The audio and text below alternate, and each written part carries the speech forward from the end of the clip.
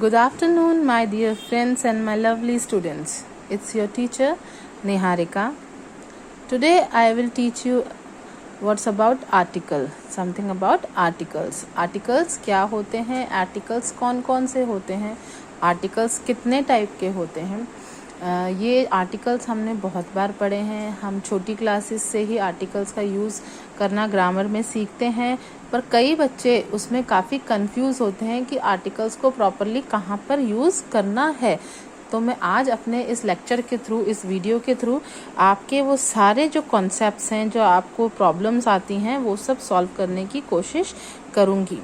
Okay बच्चों, तो articles पहली बात तो कौन कौन से होते हैं? आर्टिकल्स होते हैं ए, जो कि अपन लिखते हैं ए से एडी पर. उसका जो उच्चारण होता है ना बच्चों, वो होता है अ के रूप में. किस रूप में होता है? अ के रूप में.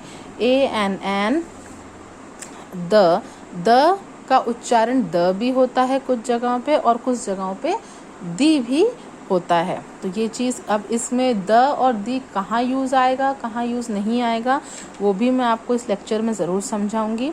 तो सबसे पहले हम बात करते हैं, जब भी किसी वाक्य में ए आता है तो उसका उच्चारण अ होता है, ना कि ए. ये बात आप ध्यान रखिए. जब भी किसी वाक्य में, किसी सेंटेंस में ए आता है, ए, तो उसका हम जो उच्चारण करेंगे, जो प्रोनाउंसिएशन हिंदी में करेंगे, वो हम करेंगे अ, ना कि ए से एडी. ठीक है, जैसे एग्जाम्पल है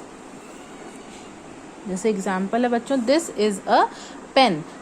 this is a pen. A pen नहीं लिखेंगे हम, ए से एडी नहीं लिखेंगे हम क्या लिखेंगे? अ पेन. ठीक है, तो ये चीज़ का ध्यान रखिएगा. अब आता है टाइप्स ऑफ आर्टिकल्स. आर्टिकल्स कितने तरीके के होते हैं?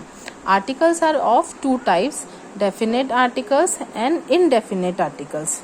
डेफिनेट आर्टिकल क्या होता है? द, और इनडेफिनेट आर्टिकल होता है ए और एन. अब इनको कैसे और कहाँ यूज़ किया जाना चाहिए, ये चीज़ मैं आपको बताऊंगी. उससे पहले मैं आप लोगों को डेफिनेट आर्टिकल और इनडेफिनेट आर्टिकल्स की डेफिनेशन बताना चाहूँगी कि इनकी डेफिनेशंस क्या होती हैं.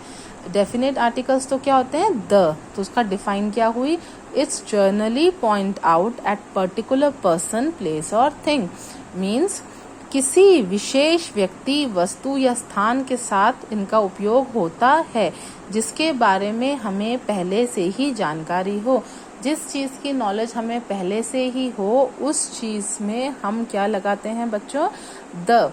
और जब इंडिफिनेट आर्टिकल्स मीन्स ए और an, it's generally does not point out any particular person, place और थिंग. मतलब हम इनडेफिनेट आर्टिकल्स का प्रयोग करते हैं जब ऐसे व्यक्ति, वस्तु, स्थान के साथ होता है जिसके बारे में हमें पहले से ही जानकारी ना हो. जैसे मैं आपको एग्जाम्पल बताना चाहूँगी. आप और आपकी मम्मी बैठे हैं, वो आपस में बातचीत कर रहे हैं. उतनी देर में घंटी बजती है, डोरबेल बजती है. आप उठ के जाती हैं, गेट पे देखती हैं कि एक लड़की खड़ी है. आप अंदर आके मम्मी को बोलती है, मम्मी गेट पे ना कोई लड़की खड़ी है, आपसे बात करना चाहती है. कोई लड़की खड़ी है या फिर एक लड़की खड़ी है, आप ऐसे ही बोलेंगे ना. क्यों? क्योंकि आप उस लड़की को जानते नहीं हैं. अच्छा, और दूसरे तरीके से समझाऊं मैं आपको. जैसे आपकी और मम्मी की आपसे बातचीत चल रही है और आपकी मम्मी ने आपको बोला, बेटा हो सकता है आज कोई लड़की मेरे से मिलने आए. उतनी देर में घंटी बज जाती है और आप उठ के जाती हैं. बाहर आपको गेट पे एक लड़की दिखती है, तो आप अंदर आके मम्मी को बोलती हैं, मम्मी दरवाजे पे वो लड़की आई है, आपसे बात करना चाहती है. मतलब दो तरह की बातें हो गई ना. एक बात में तो आपको पता है कि वो लड़की आई, क्योंकि मम्मी ने आपको पहले ही बता दिया था कि कोई लड़की आएगी.